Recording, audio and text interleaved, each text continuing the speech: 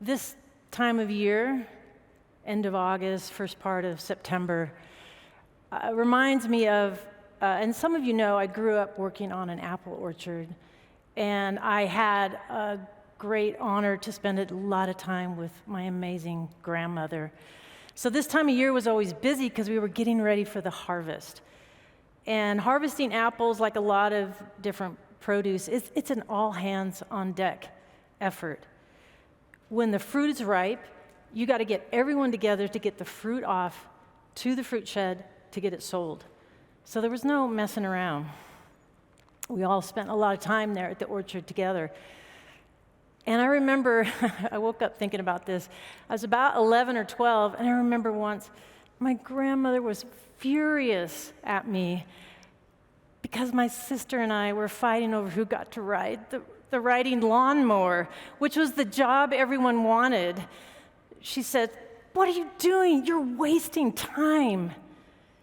Figure it out and get the work done." So my sister and I flipped a coin. I got to pick up rotten apples, but she got to ride the lawnmower. She's like, ah. But the work got done.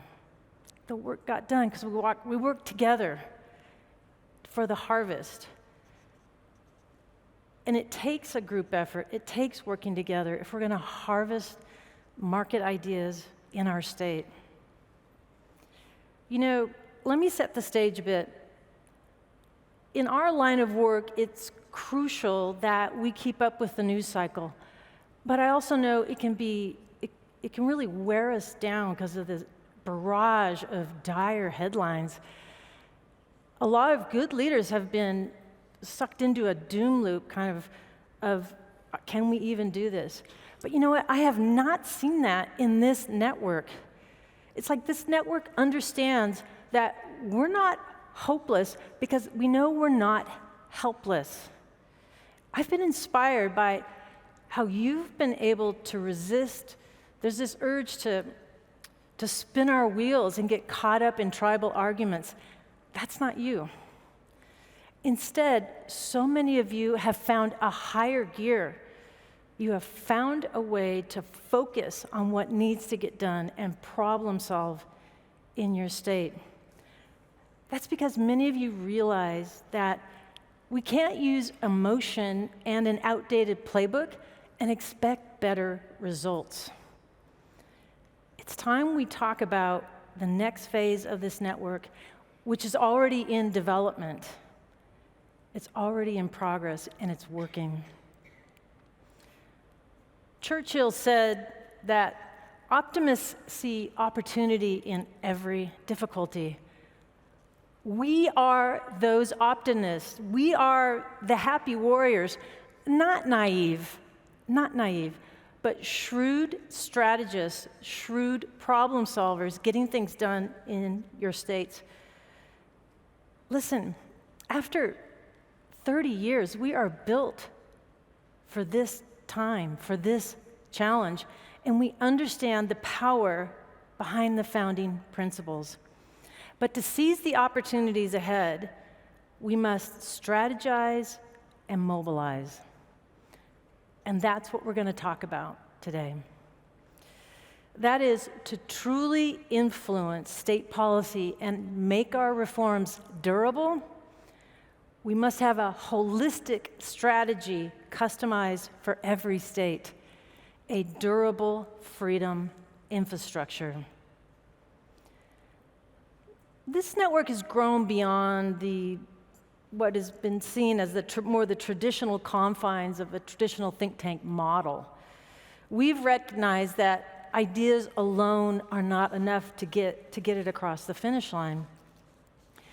And we've observed here at SPN that many of you have increased your government advocacy and legislative work and your government affairs work in your state, and it's paying off. And it's been accelerated across the network because you so freely share what you learn with your peers. Now, I want to be clear about one thing. We did not get into this business to become political operatives. This isn't about engaging in fleeting superficial political gotchas over and over. No. What this is about is, and what we've observed from what your activity has been about, is that some of you have shrewdly built the unique political infrastructure that your state requires to drive change. And every state is different. And it's working. It's about how so many of you have created robust free market movements in your state with the state think tank as the intellectual hub. The long-term design is meant to be present in state and to be a built-in voice that can activate both offensively and defensively. And many of you are already doing this, and you've heard about it, we've talked about it over the last decade in some way, shape, or form. We've used different words for it. Some of you may have heard us refer to it as the 7 capacities, or donor-owner, or building capabilities. It's had a lot of names. That's why today we're going to talk about durable freedom infrastructure. It's a blueprint. And we've observed that more and more of this network are making it the core of your strategy. It's an undeniable pattern. That's why we decided we would devote a whole plenary to it this year. So the slide behind me outlines what we've observed are the basic 6 capabilities, the capacities needed that make up the durable infrastructure. It's an outline of a proven playbook that's been refined, really, by a decade of real-world testing and implementation by your peers. And you may be familiar with some of these. So the first capacity, of course, is the state think tanks. We need to lean into what makes us great already. Now, state think tanks aren't meant to handle every political function independently, but they're the idea factories powering this movement, and they remain the core of this network's identity. While opponents have some similar capacities, they can't match the 50-state network. It's like a secret sauce because it applies a steady pressure and discipline to the founding principles. It's our true north. The infrastructure can supercharge our existing network, and it's a strategy that can meet the challenge of our times. We're becoming a network of networks and a team of teams. Second, voter insights. We need the right messages delivered at the right time to the right audiences to persuade them. We're not in the business of creating policy by poll, but we do need to persuasively sell our ideas. Gaining deep insight into public and stakeholder opinions and their values is crucial to winning issue campaigns. Third, political capacity. Our reform ideas need air cover. Whether you're on offense or defense, our ideas aren't self-executing. We're talking about beefing up your government affairs and legislative advocacy, really to push the levers necessary to take your idea into law. And it's in this capacity where we've seen the most variation and customization around the network.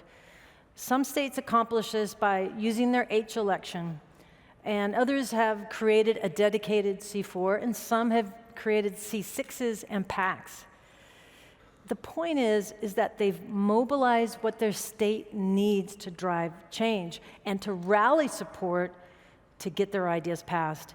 Now, we've seen this capability built in-house, but we've also seen it accomplished through working with trusted partners.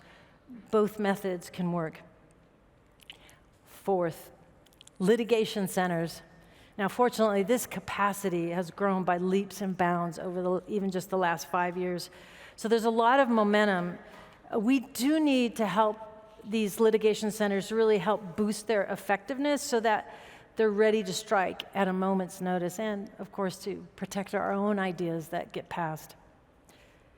Fifth, media and investigative journalism. We need more independent journalism. Of course, we can't count on the mainstream media to expose government corruption or to promote our ideas. Over the last decade, what you have shown us is that to circumvent bias and to get the coverage we need for state and local issues, we must build our own media platforms and engage in broader audiences. Sixth, leadership academies. Last but certainly not least, we need to build the future talent pipeline. Imagine a new wave of freedom-focused leaders who we help connect their values to market ideas. We need more leadership initiatives to attract, train, and deploy them. Maybe they'll become the next leaders here in the network, or maybe they'll even run for office. Okay, the six capacities. Let me sum up. Here's the point. What this network is showing us is that the durable freedom infrastructure is a successful model we need to meet the challenges of the times. And we need this in every state. Every state. And model's a good word for it because it's not designed, the durable freedom infrastructure was never designed to be a one-size-fits-all straitjacket, right? You know, every state is different. And every affiliate that's deployed this model has done so in a way that works for them and their state. And they've learned from their peers and customized it. Part of the power of this strategy is how adaptable it is to the times. So what are the numbers? What are the results so far? Right now, 33 states have committed to the strategy of building a durable freedom infrastructure in their state. Of those, 22 have at least 3 of these capacities, and they're working to build the rest. And 6 states have the full suite of these capacities, and it's proving that they're getting more results. We've observed already that, in fact, over the last 4 years, this network has had more policy wins than the last 40.